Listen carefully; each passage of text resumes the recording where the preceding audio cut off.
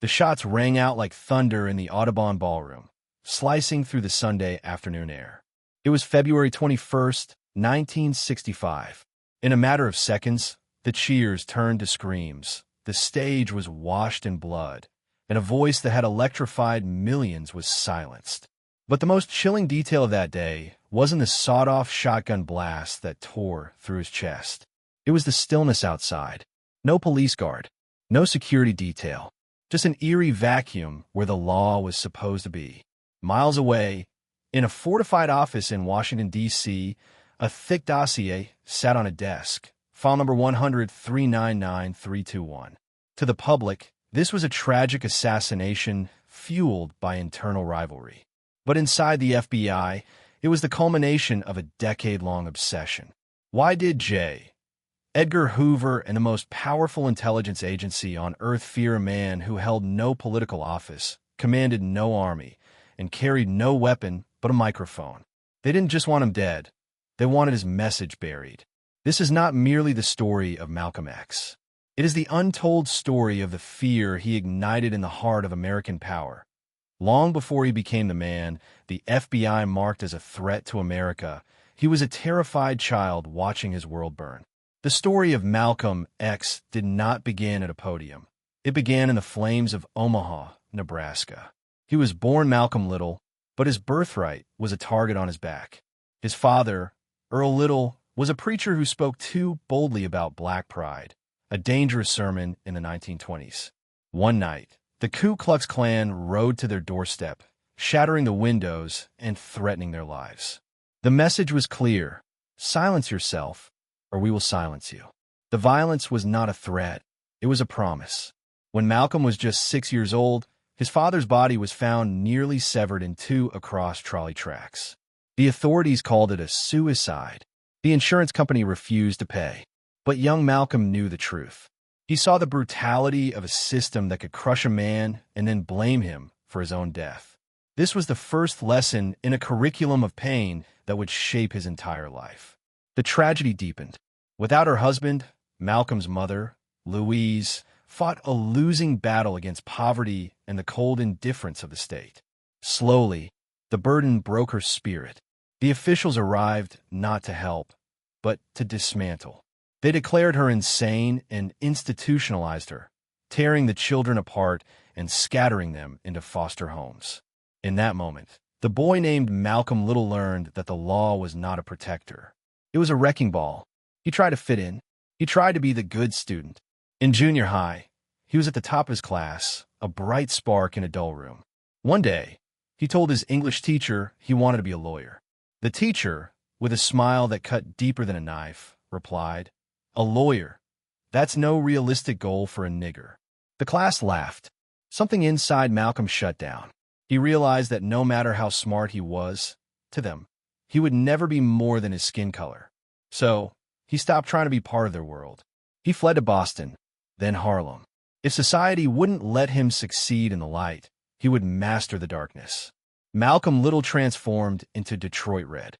He became a creature of the night, hustling, running numbers, and navigating the dangerous underworld of the 1940s.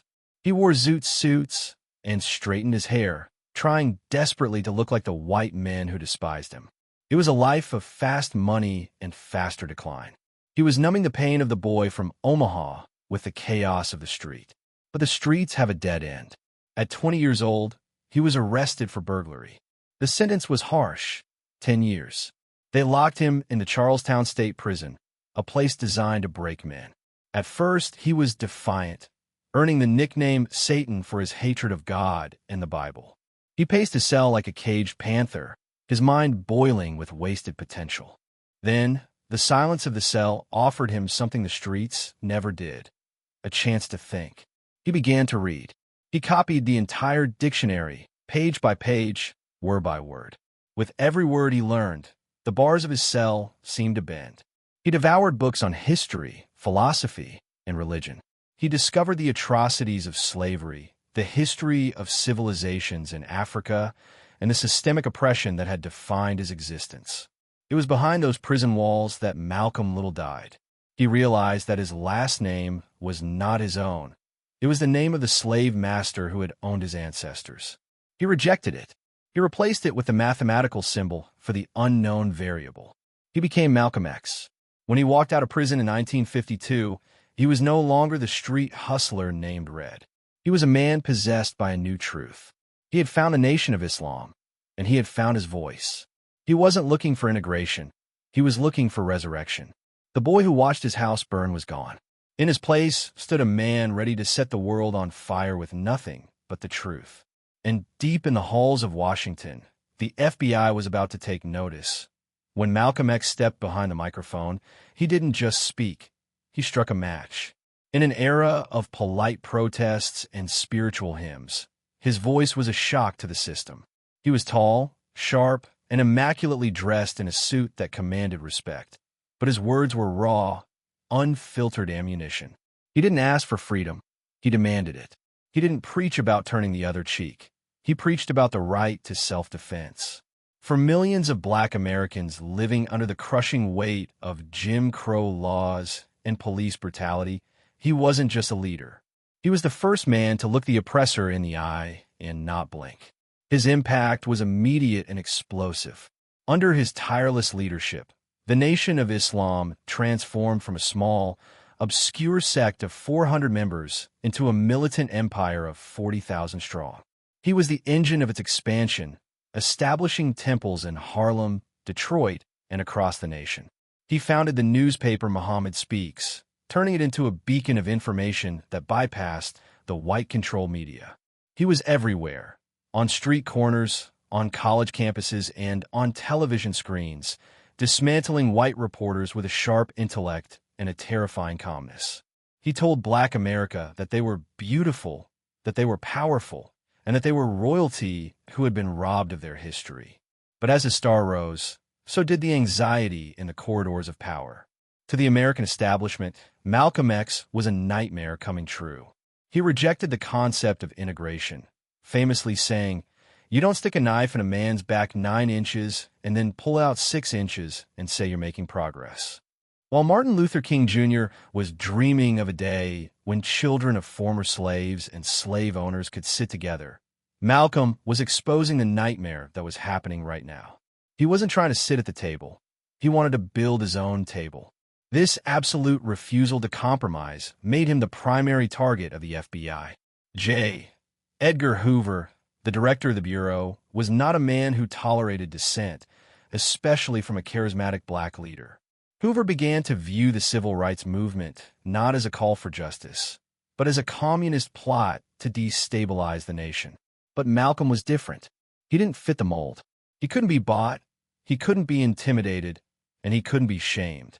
Deep inside the FBI headquarters, the surveillance machinery shifted into high gear. Agents were assigned to shadow his every move.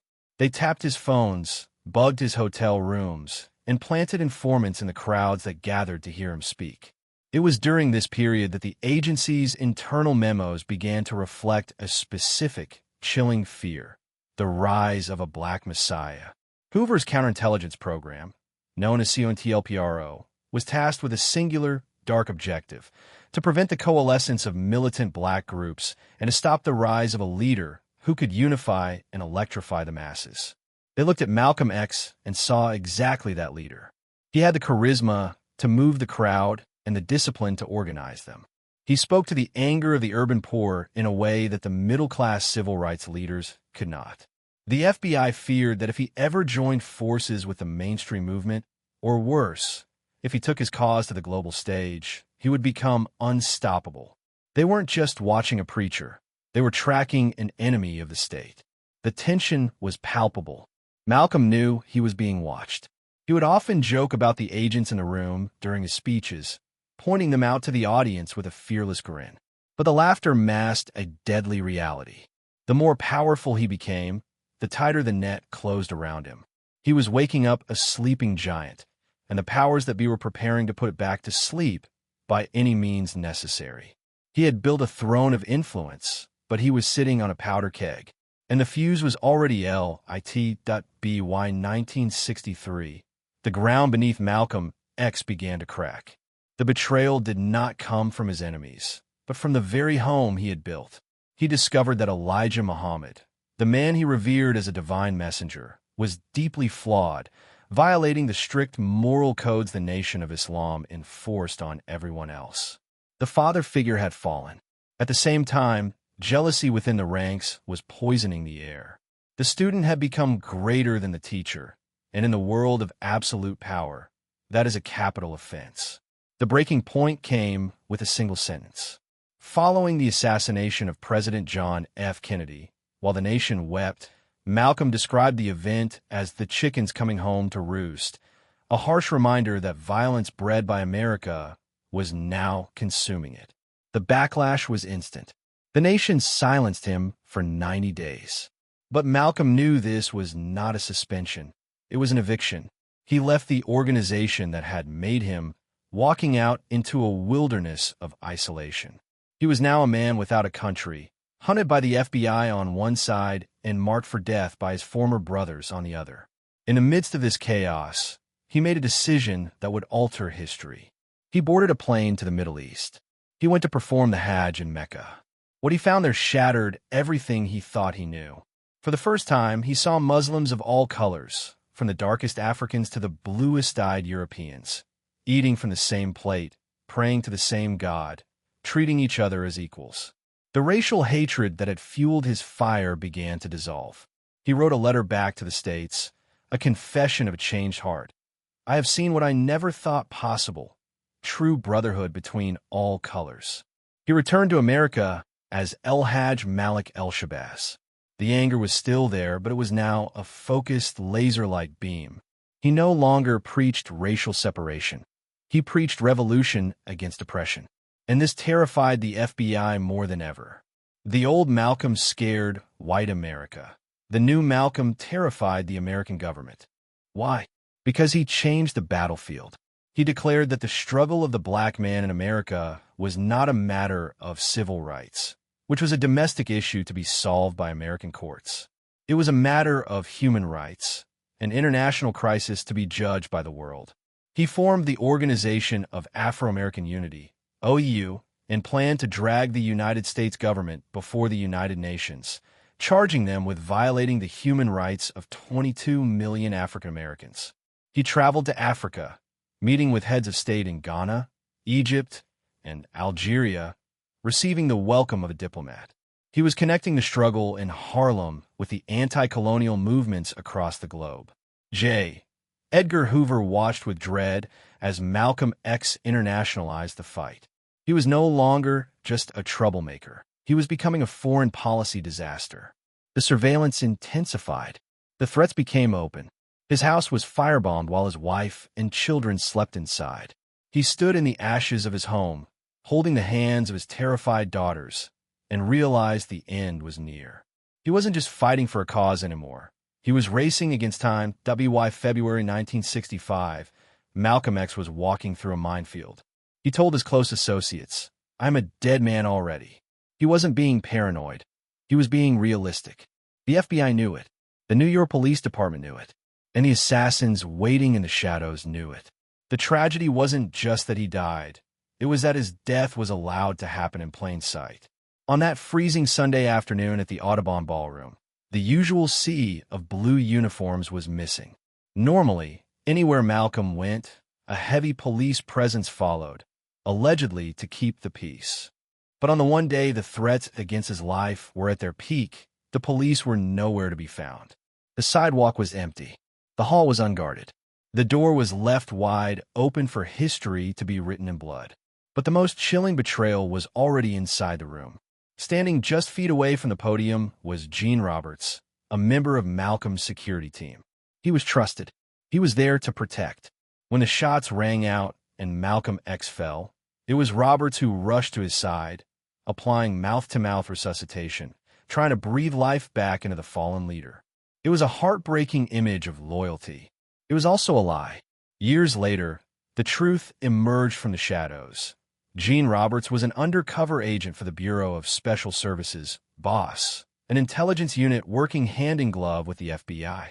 The man holding the dying Black Messiah was reporting to the very agencies that feared his rise. It was the ultimate metaphor for the government surveillance.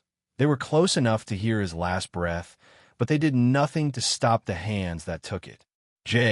Edgar Hoover's COINTELPRO had succeeded. They hadn't pulled the trigger themselves. It didn't have to. They had skillfully manipulated the rage of the Nation of Islam, widened the rifts, and planted the seeds of paranoia until brother turned against brother. They created the climate of violence and then stepped back to watch it burn. When the news broke, white America was largely fed a narrative of gang violence, a radical killed by his own kind. The New York Times called him a twisted man who reaped the whirlwind he sowed. But the rest of the world saw something different. From the streets of Lagos to the government halls of Algiers, Malcolm X was mourned not as a gangster, but as a prince. The international press condemned the United States, viewing the assassination as a political execution designed to silence a critic of American imperialism. The world didn't just see a murder. They saw a message. This is what happens when you challenge the empire. On the day of his funeral, Harlem did not riot. It stood in silent reverence. Thousands of people lined the freezing streets, not just to mourn a man, but to honor a king. Inside the church, actor Ossie Davis delivered the eulogy that would define Malcolm X forever. Did you ever talk to Brother Malcolm? Did you ever touch him or have him smile at you? Did you ever really listen to him? For this was our own black, shining prince. And who it was that didn't know him? And who it was that didn't love him?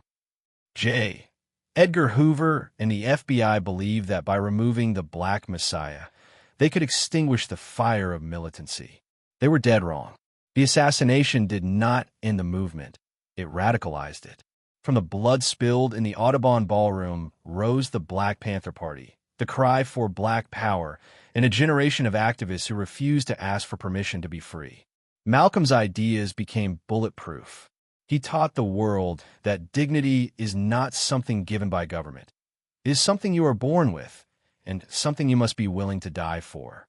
Today, the files of COINTELPRO are open for the world to see, exposing the darkness of a government that feared its own citizens. But Malcolm X stands taller than ever. He remains the uncomfortable truth in the American conscience, the voice that reminds us that there is no peace without justice. He is no longer just a man. He is a mirror. When we look at his life, we are forced to ask ourselves, what are we willing to stand for? And more importantly, were we willing to sacrifice? They buried his body, but they could never bury his voice. It still echoes in every protest, in every demand for truth, and in the heart of anyone who has ever been told to sit down and be quiet, but chose to stand up instead. If this story opened your eyes to a history they didn't teach you in school, hit the like button and share this video. The truth only lives if we keep telling it. And if you believe that justice should never be silenced, type "by any means necessary" in the comments below. We read every single one.